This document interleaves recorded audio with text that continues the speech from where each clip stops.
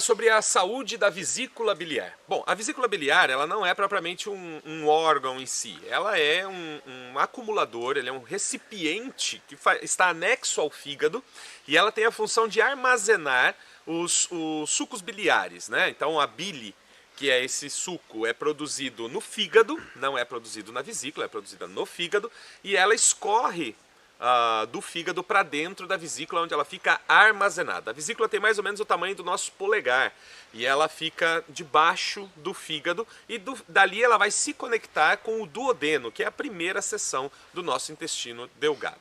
Qual é a função desses líquidos biliares? Eles têm a função de dissolver as gorduras, vamos chamar de dissolver as gorduras. Eles vão facilitar, vão emulsificar as gorduras da nossa alimentação para que elas sejam mais facilmente absorvidas. Quando a gente não tem a bile funcionando, quando a gente não tem essa produção de bile, a gente tem problemas em absorver gorduras e aí isso pode gerar vários problemas nutricionais e digestivos. Lógico que o excesso de gordura é ruim, faz mal para o nosso organismo, mas a falta da gordura, a falta do colesterol também é muito ruim para o nosso organismo, já que muitos hormônios são produzidos a partir de colesterol, muitas vitaminas são absorvidas através de colesterol, então se a gente não tem o colesterol suficiente também é um grande problema. E como é que a vesícula funciona então? Então ela está lá paradinha, recebendo a bile produzida pelo fígado, e ela armazena, fica lá cheia de bile. Quando você se alimenta e uma molécula de gordura toca a parede do seu duodeno, automaticamente mediadores químicos informam para a vesícula: é hora de lançar a bile no duodeno. Então ela vai se comprimir. Então tem uma série de músculos em volta dela que vão fazer com que ela se contraia. E ela então injeta esse produto que veio do fígado direto no duodeno para encontrar as gorduras da nossa alimentação. Sejam gorduras animais, sejam gorduras vegetais, vão ser encontradas no duodeno pela bile. O que pode acontecer de errado nesse processo? Bom, por conta do excesso de colesterol, por conta de excesso de cristais formados no fígado, o que a gente tem é uma formação de estruturas mais duras, mais sólidas dentro da vesícula. É como se esse suco biliar, com excesso de colesterol, com excesso de cálcio, por exemplo, tem várias condições para isso acontecer, pudessem formar pedras. Então são as famosas pedras da vesícula, que começam muito pequenas, como as pessoas chamam, eu tenho areia na vesícula, tenho lodo na vesícula, tem várias concepções para isso, que é quando elas são muito pequenininhas, estão no começo do processo de formação. E elas vão se agregando, vão se juntando e podem formar uma pedra única dentro da vesícula, que pode ter o tamanho da própria vesícula ou ser maior do que a vesícula. Muita gente vai perguntar assim, mas como é que eu evito a formação dessas pedras na vesícula? Primeiro, se a gente mantiver a saúde do fígado e da vesícula em boas condições, ou seja, ela está funcionando bem, ela está ativa, está tudo ok com a vesícula, então eu não vou ter o problema de acumular muitas substâncias dentro dela. Se a minha vesícula é mais preguiçosa, ela já tem mais dificuldade de trabalhar, ou quando a gente chama de vesícula preguiçosa, quer dizer que essa contração dela está comprometida. O que vai acontecer? Ela vai ter a tendência a acumular essas estruturas e elas vão se juntando, vão se colando uma na outra, vamos chamar assim, vão se fundindo para formar um cristal ou uma pedra maior. Chega um ponto em que não é possível você retirar essas pedras mais de lá de dentro. As pessoas às vezes preocupam, eu tenho pedra, eu não quero fazer a cirurgia, o que eu faço? Infelizmente, chega a um ponto em que não é possível. Se você imaginar o funcionamento da vesícula, ela tem um duto muito pequeno, chamado de duto biliar, ele vai descer até o duodeno. Só que a saída dele é uma portinha chamada de esfíncter de Oddi. E no esfíncter de Oddi não é só os sucos da vesícula que atravessam, mas também os sucos pancreáticos, ou seja, as enzimas que vêm do pâncreas para a digestão também desembocam no esfíncter de Oddi. Se você tentar lançar uma pedra que está na vesícula, tentar impulsionar essa pedra para a saída dela, e ela entupir o esfíncter de Oddi, porque ele é pequeno, ele tem cerca de 4 milímetros de diâmetro, você também vai entupir a saída do pâncreas, dos sucos pancreáticos. E isso vai causar um refluxo para o pâncreas, que vai causar uma pancreatite. E pancreatite pode levar à morte. Então é preciso tomar muito cuidado quando a pessoa diz: eu quero botar as pedras da vesícula para fora. A pergunta é: qual é o tamanho dessa pedra? Se a pessoa não sabe o tamanho da pedra, não faça o tratamento, porque você pode comprometer mais ainda a saúde dela. Se a pessoa disser: não, minhas pedras têm meio milímetro, tem 1 milímetro, tem 2 milímetros, tem 3 milímetros, ok, a gente consegue tentar ajudar a expulsão dessas pedras. Se passar desse limite de 3 milímetros, no máximo 4 milímetros, e eu já acho 4 milímetros arriscado, então você começa a criar uma situação de complicação em que pode haver obstrução dos dutos de saída para o duodeno. E se isso acontecer, o problema pode ser muito maior, certo? Se não tem o que fazer, a solução é a operação da vesícula. Em alguns casos, alguns médicos tentam abrir a vesícula e retirar as pedras, mas a maioria, 99% dos médicos, vão sugerir a retirada geral, drástica, da vesícula biliar. O que para muitas pessoas pode não significar nada. A pessoa fala: eu só tirei a vesícula não é nada, é um saquinho que fica pendurado debaixo do fígado. Mas o problema é que a partir do momento que você tira a vesícula, você desencadeia problemas no seu intestino. Você pode ter diarreias muito fortes, por exemplo, pelo acúmulo de gordura no bolo fecal, porque elas não estão sendo absorvidas adequadamente pelo seu intestino, não estão indo para a corrente sanguínea essas gorduras. Então isso já é um problema que pode acontecer. Então normalmente a pessoa que não tem a vesícula já corta a gordura da sua alimentação, o que pode causar um problema nutricional, como a gente disse, um problema em que falta gorduras, falta substrato para a produção do colesterol bom no seu organismo. Então não é tão simples assim: eu não tenho vesícula, tá tudo bem. Além disso, quando você tira a vesícula, você não pode ficar sem os sucos biliares no seu duodeno. Então o que acontece? O médico faz uma ligação direta entre o fígado e o seu duodeno. E aí o suco biliar começa a escorrer diretamente no seu intestino o tempo todo. É como se ficasse pingando o tempo todo no seu intestino os sucos biliares. O que acontece com isso? Então tem suco biliar no meu intestino, por que está reclamando?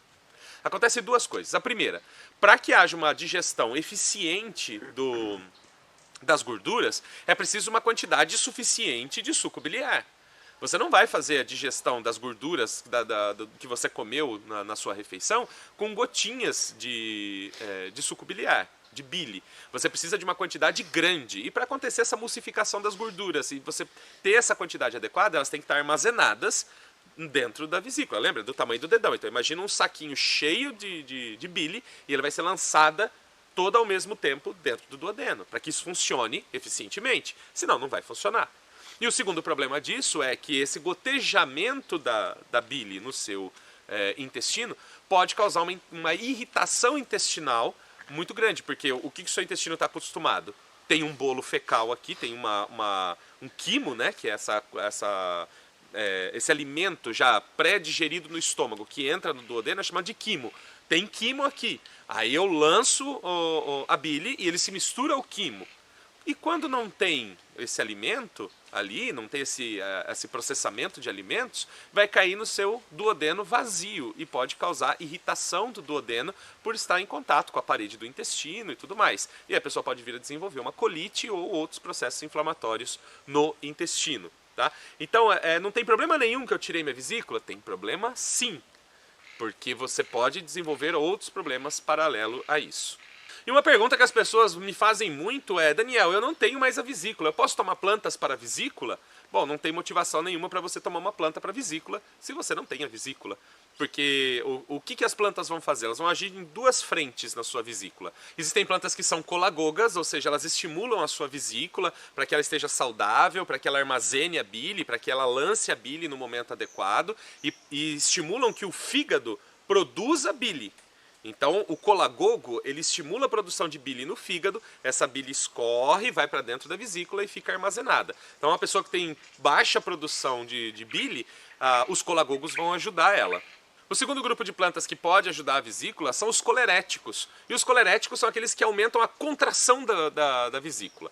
Eles são importantes no caso da pessoa ter uma pedra pequena na vesícula, porque eles vão aumentar essa força de contração para expulsar essa pedra. Lembrando, se a pedra for muito grande, ou seja, se a pedra for do tamanho da vesícula, muito grande em comparação com a vesícula, pode causar cólicas da vesícula terríveis. Por quê? Porque você vai apertar, a vesícula vai apertar uma pedra dentro dela. E essas pedras têm pontas, e isso pode causar dores fortes da vesícula.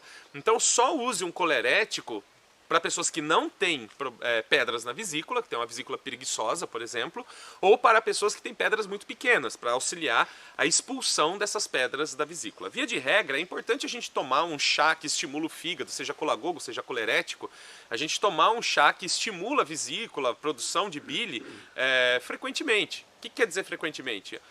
Uma vez na semana, 2 vezes na semana, somente para manter o bom funcionamento do fígado. É um órgão extremamente importante do corpo e com isso você vai estar fazendo funcionar também a sua vesícula da melhor maneira possível. Bom, agora nós vamos nos aprofundar nas plantas que tratam a vesícula, né? Plantas que são colagogas, como eu disse, vão estimular a produção de bile e vão estimular a saúde da sua vesícula, e as plantas que são coleréticas, que são aquelas que vão aumentar a contração da vesícula para a expulsão tanto da bile quanto das possíveis pequenas pedras que possam existir dentro da vesícula. Plantas medicinais para tratar a vesícula biliar. Açafrão da terra, cúrcuma longa. Além de importante estimulante do fígado, o açafrão tem ótima ação sobre a vesícula, estimulando a produção de bile e fortalecendo sua contração. Uso sob orientação médica durante a gestação. Alcachofra, Cinara escolimus. Além de importante estimulante do fígado, a alcachofra é um bom desobstruente e fortalecedor da vesícula. Não deve ser usada durante a gestação. Alecrim, Rosmarinus officinalis. Considerável ação estimulante da vesícula. Não deve ser usada durante a gestação. Em excesso pode ser tóxico. Alumã, boldo baiano ou boldo africano. Vernonia condensata. Apresentação colagoga, aumento da bile, e colerética, fortalecimento da vesícula. Não deve ser usada durante a gestação. Boldo do Chile, Peumus boldus. Apesar de muito reputado para problemas do fígado, tem importante ação sobre a vesícula, estimula a produção de bile, não deve ser confundido com alumã ou boldo de jardim. Não deve ser usado durante a gestação. Carqueja, Baccharis trimera. Estimulante da vesícula com ação colerética, promove a sua desobstrução. Não deve ser usada durante a gestação. Jurubeba, Solanum paniculatum. Estimulante da vesícula, tem ação colerética e colagoga. Combate a chamada vesícula preguiçosa. Não deve ser usada durante a gestação. Pode ser tóxica em altas doses. Losna, Artemisia absinthium. Forte ação colagoga e colerética, utilizada há séculos para problemas do fígado e vesícula. Não deve ser usada durante a gestação. Pode ser tóxica em altas dosagens. Mil em rama, Achillea millefolium. Potente ação anti-inflamatória, estimulante do fígado e da vesícula. É capaz de aumentar a produção de bile 2 vezes mais do que a alcachofra. Não deve ser usada durante a gestação. Pariparoba, Piper umbellatum. Estimula o funcionamento do fígado e da vesícula. Potente ação anti-inflamatória. Não é relatada toxicidade. Não deve ser usada durante a gestação. Pimenta de macaco, Piper aduncum. Suas folhas e raízes são muito reputadas como eficientes como estimulantes da vesícula, inclusive em casos de formação de cálculos biliares. Não é relatada toxicidade. Não deve ser usada durante a gestação.